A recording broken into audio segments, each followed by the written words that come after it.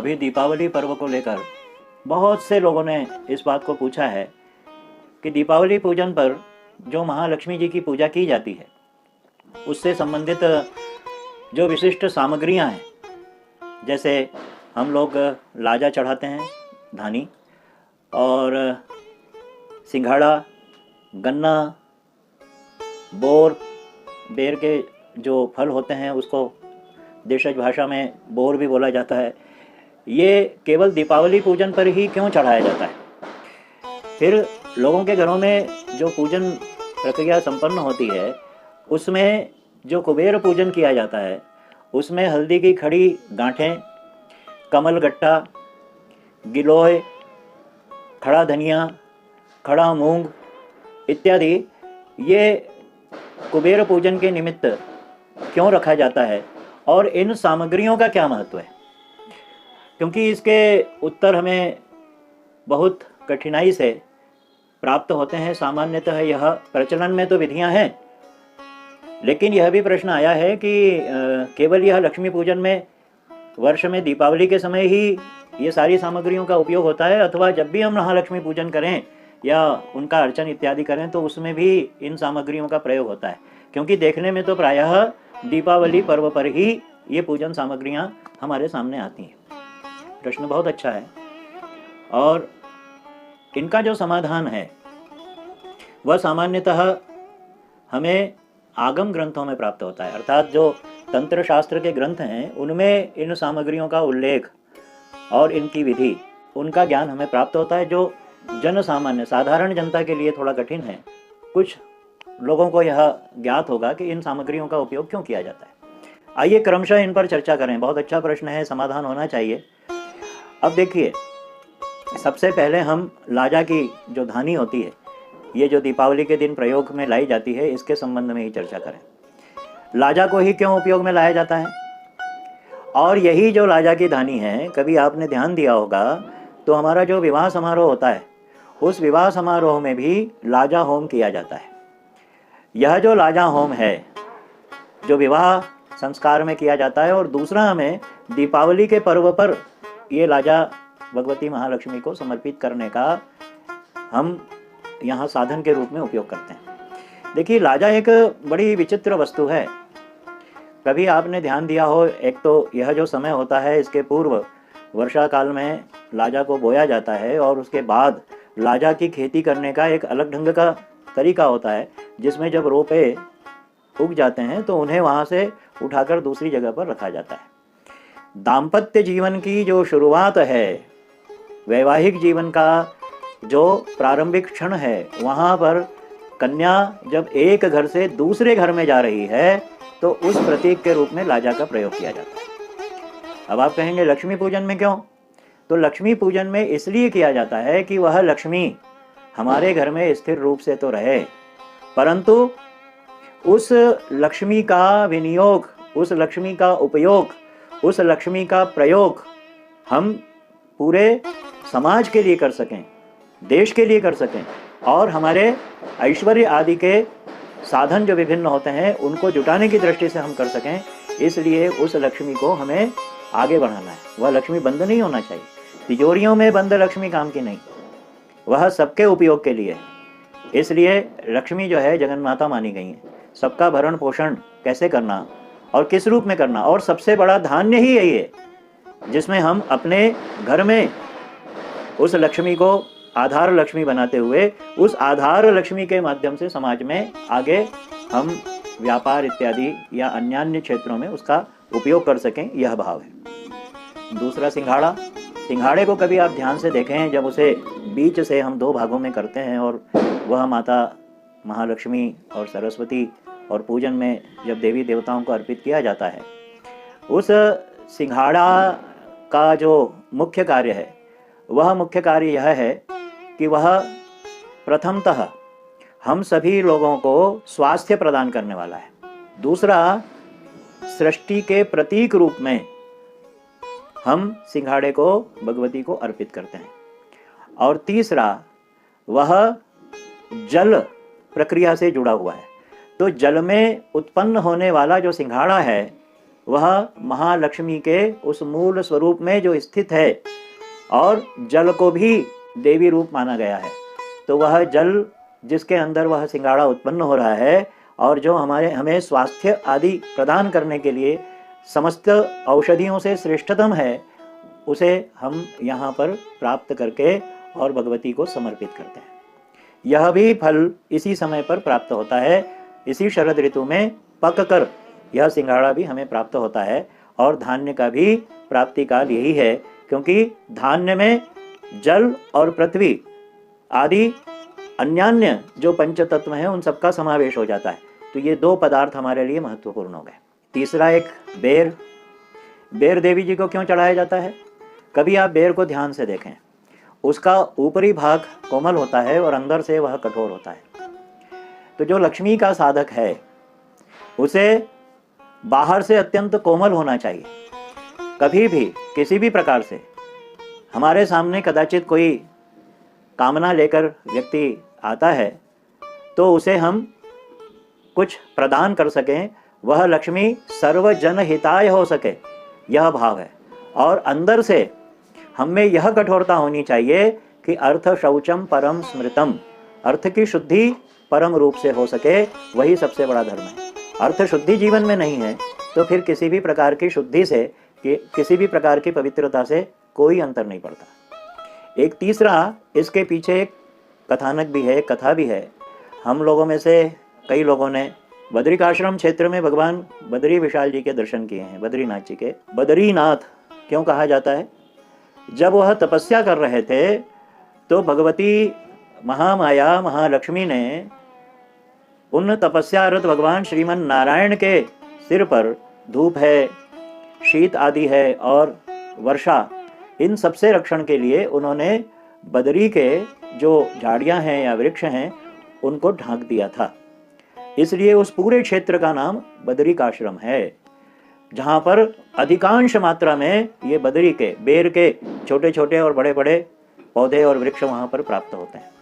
इसलिए वहां पर जो पूजा होती है वह बेर के वृक्ष की भी पूजा होती है और भगवान को वह उतना ही प्रिय है जितनी भगवती महालक्ष्मी। तो तीसरा, बेर का प्रसाद हम अर्पित करते हैं। एक जो प्रमुख वस्तु वह है भगवती का सबसे प्रिय आयुध, गन्ना। यह गन्ना महामाई का आयुध है, इक्षुधनु। इस इक्षुधनु को भगवती ने धारण कर रखा है। भगवती ललितांबा महात्रिपुर सुंदरी के हाथों में आपको अन्यान्य आयुधों के साथ में एक इक्षुधनु भी दिखाई देगा। भगवती महालक्ष्मी के श्री विग्रह में भी यत्र तत्र आयुध के रूप में गन्ने के दर्शन हमें होते हैं। यह आयुध रूप है और इसके साथ ही यह जो गन्ना है वह जीवन में हमारे जो आर्द्र भाव हैं, हमारे जीवन में जो रस प्रवृत्ति है, हमारे जीवन में जो सरलता है, जो ताजगी है, जो समस्त जगत के कल्याण की भावना है, वह इक्षु रस के रूप में, मिठास के रूप में, मधुरता के रूप में हमारे जीवन से सब लोगों के पास पहुँचे। यह भाव इक्षुधनु उस गन्ने के उस पूजन के साथ में जुड़ा हुआ है। अब यहाँ एक विचित्र बात है, गन्ने का जो मध्य का भाग होता है वहाँ तो मिठास होती है, लेकिन गांठों में मिठास नहीं होती। कुछ लोग जो जीवन में गठान बांध लेते हैं किसी भी बात को लेकर, अहंकार की जो ग्रंथि है, काम क्रोध लोभ मोह मद अहंकार वैर द्वेष पाखंड झूठ अनाचार अत्याचार आदि, ये बहुत सारी ग्रंथियां हैं। इन ग्रंथियों का परिणाम कुछ नहीं होता। ये ग्रंथियां रसहीन है, रसविहीन है। लेकिन इन ग्रंथियों से जैसे ही मुक्त हुए तो जीवन रसमय है, रसो वही सह, और वह रस परमात्म रूप है। इसलिए हम गन्ने की पूजा करते हैं। अब आपने जो यह पूछा है कि कुबेर पूजन में जो विभिन्न सामग्रियां जिसमें हल्दी की गांठ वगैरह प्रयोग में लाई जाती है, उनका क्या कारण है? देखिए, यहाँ पर दीपावली पूजन में दो चीज़ें ध्यान रखना है। आप लोग आरती बोलते हैं ना घर में, तो आरती में आप कहते हैं जय श्यामा गौरी। देवी जी की आरती में जय श्यामा गौरी, मैया जय अम्बे गौरी। तो यह जो श्यामा और गौरी है, यह क्या है? कभी विचार किया? आप आरती बोलते जा रहे हैं, श्यामा और गौरी क्या है? यही श्यामा गौरी का पूजन दीपावली पूजन है, जिसमें श्यामा भगवती महाकाली हैं और गौरी भगवती महालक्ष्मी हैं। और इसमें गौरी और श्यामा के बीच में भगवती सरस्वती हैं, जो गौरी और श्यामा का संतुलन जीवन में किस तरह से बनाकर रखा जाना है, इसके प्रतीक रूप में उनकी वहाँ पूजा होती है। और प्रत्यक्ष रूप से देखें तो जो अमावस्या को आने वाली दीपावली है, यह श्यामा दीपावली है। और इस दीपावली को दूसरे अर्थ में, तांत्रिक अर्थ में, इसे भगवती धूमावती के साथ में महालक्ष्मी के स्वरूप में भगवती के पूजन का भी विधान शास्त्रों में संकेत रूप में किया गया है। ये अलग बात है कि आजकल मनमुखी साधक इतने अधिक हो गए हैं कि वो सार्वजनिक रूप से और साधनाओं को बहुत सामान्य समझते हुए इस प्रकार से प्रचार प्रसार कर रहे हैं कि साधना का जो फल मिलना चाहिए उसकी जगह पर उल्टे ही परिणाम दिखाई देते हैं। इसलिए जो शास्त्राज्ञा है, वह शास्त्राज्ञा तो यही है कि गुरु की सन्निधि में हमारे सारे व्रत पर्व आदि संपन्न होना चाहिए। तो यह जो श्यामा दीपावली है और गौरी दीपावली कौन सी है जो हमने उल्लेख किया आपसे, वह देव दीपावली, कार्तिक पूर्णिमा को। तो श्यामा और गौरी, इन दोनों के बीच में ये पूरा दीप पर्व मनाया जाता है। ये इसका गूढ़ रहस्य है। इसमें बहुत सी बातें हैं जिनके संबंध में आपको संकेतात्मक रूप में और जहां आवश्यक होगा कि आप लोग उसके प्रति अभिरुचि रख रहे हैं और करना चाहते हैं, तो वहां पर उनके रहस्यों के उद्घाटन सहित गुरु आज्ञा से वह मार्ग आपके सामने स्वतः स्पष्ट हो जाएगा। तो अब जो हरिद्रा है, हरिद्रा भगवती महालक्ष्मी का स्वरूप है, वह खंडित क्यों नहीं होना चाहिए? दीपावली पूजन में 10 महाविद्याओं का भी समावेश है, तो वह खंडित क्यों नहीं होना चाहिए? इसलिए कि वह जो पूर्ण रूप में है, महालक्ष्मी हमें आधी अधूरी नहीं चाहिए। तात्पर्य समझ रहे हैं आप संकेत को? हम लोगों में से कई लोग ये चाहते हैं कि लक्ष्मी पूजन कर लिया और तिजोरी की पूजा करा दी जहाँ पर नोट इत्यादि भरे हुए हैं, तो हमारा सारा कर्तव्य पूरा हो गया, कर्तव्य की इतिश्री हो गई। देखिए, लक्ष्मी पूजन में एक बात हमेशा ध्यान रखना चाहिए कि यह जो पत्र मुद्राएं इत्यादि हैं, इनका पूजन नहीं किया जाता। हम लोग जो करते हैं बहुत गलत करते हैं। पूजन हमेशा धातु पर ही किया जाना चाहिए। और खड़ी गांठ यदि कुछ नहीं है तो वह जो शक्ति है, पराशक्ति है, भगवती महालक्ष्मी है, वह हमारे सामने स्थिर होकर स्तंभनी शक्ति के रूप में, भगवती पीताम्बरा के रूप में, हम जो जगत का कल्याण करने वाली महामाया हैं, उनके रूप में वह हमारे घर में स्थित रहें, ताकि हम सब उनकी सेवा के और उनके आशीर्वाद के साथ में सेवा करते हुए, उनका आशीर्वाद प्राप्त करते हुए, हम अपनी जो आर्थिक जो कार्य और प्रगति की स्थितियां हैं उनको हम संपन्न कर सकें। तो हल्दी की जो खड़ी गांठ है वह स्वयं साक्षात देवी पीताम्बरा और भगवती महालक्ष्मी का जो स्वरूप है, भगवती पीताम्बरा, उस रूप में उन्हें स्थापित किया जाता है उस जगह पर जहाँ पर हम अपना द्रव्य आदि रखते हैं, ताकि उसके अंदर स्थिरता बनी रहे, वह वस्तु वहाँ पर रुके, स्तंभित हो। यह भाव है उसमें। अब तीसरी चीज, उसमें गिलोय डाली जाती है। गिलोय को तंत्र शास्त्र में भगवती महाकाली का स्वरूप माना गया है। आयुर्वेद में महर्षि चरक ने उसे अमृता के नाम से अभिहित किया है। अमृता अर्थात जीवन को जो प्रदान करने वाली है, और गिलोय एकमात्र ऐसी औषधि है जो जीवन में सबसे महत्वपूर्ण, अर्थात हमारे शरीर में यदि ब्लड से किसी कारण से रक्तकण किसी कारण से प्रभावित हो रहे हैं, नष्ट हो गए हैं, तो उन रक्त कणों को फिर से नया बनाने की सामर्थ्य केवल संसार के किसी औषधि में है, तो वह गिलोय है।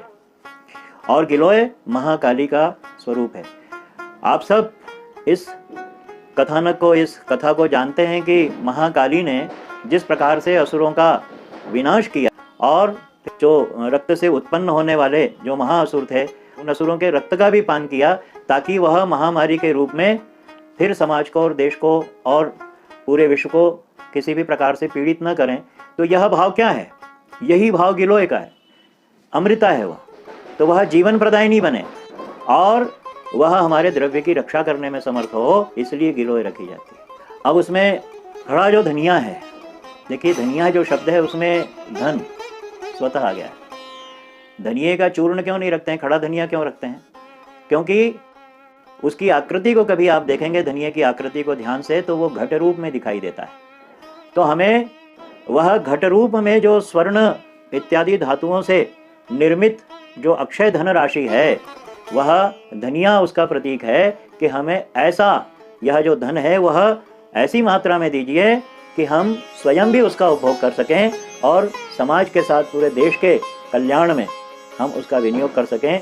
हमारे पास इतना सामर्थ्य होना चाहिए, इतना धन होना चाहिए। एक और भी वस्तु कुबेर के भंडार में रखी जाती है, वह है खड़ा मूंग। मूंग जो है वह समृद्धि का प्रतीक है, हरितिमा का प्रतीक है, हरियाली का प्रतीक है। इस दृष्टि से हम वहाँ पर मूंग को रखते हैं। दूसरी वस्तुएं क्यों नहीं? चना रख सकते हैं, आप तुअर रख सकते हैं, मसूर रख सकते हैं, मूंग ही क्यों रखते हैं? ये जो मुद्ग है, इसका आयुर्वेद में श्रेष्ठतम पदार्थों में इसका आख्यान किया गया है। अब एक प्रश्न और आ गया है कि झाड़ू पूजन में क्यों रखी जाती है और झाड़ू का पूजन क्यों किया जाता है, और कभी तो झाड़ू का पूजन नहीं होता। बात सही है, 2 जगह पर झाड़ू का पूजन देखा गया। एक तो महालक्ष्मी पूजन में प्रतिवर्ष, और दूसरा जब हमारा नया मकान बनता है, वास्तु पूजन करते हैं, तब वहाँ पर भी उस मार्जनी का, उस झाड़ू का पूजन किया जाता है। इसलिए किया जाता है कि इस मार्जनी के माध्यम से ही हम आज इस स्थिति में हैं कि हमने अलक्ष्मी का विनाश करके और लक्ष्मी को हमारे यहाँ पर आवाहित किया है।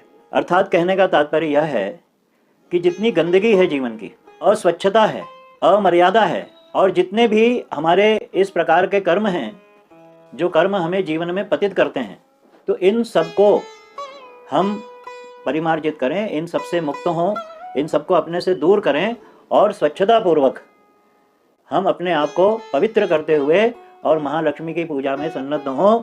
या हम जिस घर में नया प्रवेश करने जा रहे हैं, उस घर में हम ये किसी भी प्रकार की अनाचार आदि की प्रवृत्ति वहाँ पर प्रवेश न करने दें। तो ये जो मार्जनी है, यह जो झाड़ू है, यह स्वच्छता को जीवन में धारण करने के लिए प्रतीकात्मक रूप में यहाँ पूजित होती है। अमर बेल का भी पूजन महालक्ष्मी पूजन में किया जाता है। अमर बेल के विषय में कुछ कहना ही नहीं है, क्योंकि यह एकमात्र ऐसी बेल है जिसमें किसी भी प्रकार की उसे रोपित करने की आवश्यकता नहीं होती। किसी भी वृक्ष के ऊपर उसकी कुछ लतावलियां हैं, उनको डाल दीजिए, बिना किसी जड़ के पनप जाती है। तो यह वर्ण में पीली है और पीला वर्ण भगवती महालक्ष्मी का है। और दूसरा यह भी इसका आशय है कि यह जो अमर बेल है, यह अमर बेल हमें जीवन में अमरत्व प्रदान करती है। यह जीवन में यह संदेश देती है कि हमारे जो मन, बुद्धि, चित्त और अहंकार, ये जो आंतरिक अंतःकरण वृत्तियां हैं, ये अंतःकरण की वृत्तियां हमारी जो अमरत्व प्रदान करने वाली शक्ति आत्मशक्ति है, उस आत्मशक्ति के साथ एक होकर और हमारे जीवन के कल्याण का मार्ग प्रशस्त करे। तो महालक्ष्मी पूजन भी श्री का पूजन है, और श्री का तात्पर्य होता है जीवन में अमरत्व की प्राप्ति। यह वहाँ पर बताते हुए पूजन में हम उसको सम्मिलित करते हैं और फिर अपने उस अक्षय कोष में, उस भंडार में उसको भी रख देते हैं। तो भगवती महालक्ष्मी के साथ में ये जो भिन्न भिन्न प्रकार की वस्तुओं का पूजन होता है, आप बड़े भाव से पूजन की सामग्रियों को भगवती को अर्पित करते हुए अपनी पूजा पद्धति को संपन्न करें। देव दीपावली और महालक्ष्मी पर्व, ये दोनों ही दीपावली के पर्व पर हम अपनी आराध्या जगदम्बा महालक्ष्मी की शरण ग्रहण करें। आप सभी लोगों का कल्याण हो। और भी आपके मन में अनेक प्रकार के जो प्रश्न आते हैं, आपकी जो जिज्ञासाएं होती हैं, उन्हें आप निसंकोच हम लोगों के साथ बांटिए, उन भावनाओं को बांटिए। आप सब बने रहें। आप सभी लोगों को दीप पर्व की हार्दिक मंगल कामनाएं। जय जय अम्बे।